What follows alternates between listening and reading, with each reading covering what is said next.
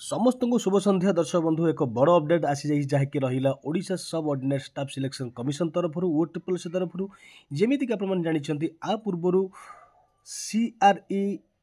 3 CRE 2 एमानकर update आसी mains exam को लेकर से भाई बर्तमान फाइनाली जहाँकि अपेक्षार अंत घटी जो मेन एग्जाम हबार थिला ARI अमीन SFS आउ ICDS सुपरवाइजर RI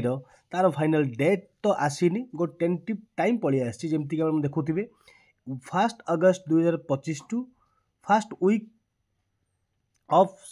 सेप्टेम्बर 2025 भितर ऑल डिस्ट्रिक्ट रे हम देखा जो डिस्ट्रिक्ट रे होउची ना पाख जिलार होउची से अलग कथा किंतु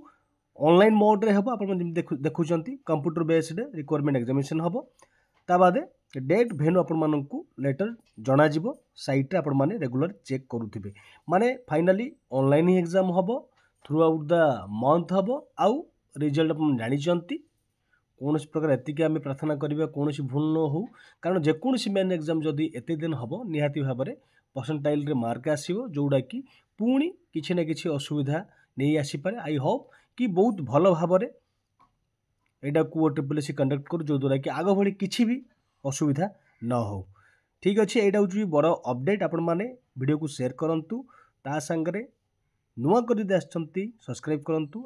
आ सांगे साइड थी बेल आइकन को देवे जो द्वारा कि आपण मैंने जेकोसी नुआ अपडेट सांगे सांगे नोटिफिकेशन जरिया पाइबे तो आज एति धन्यवाद नमस्कार।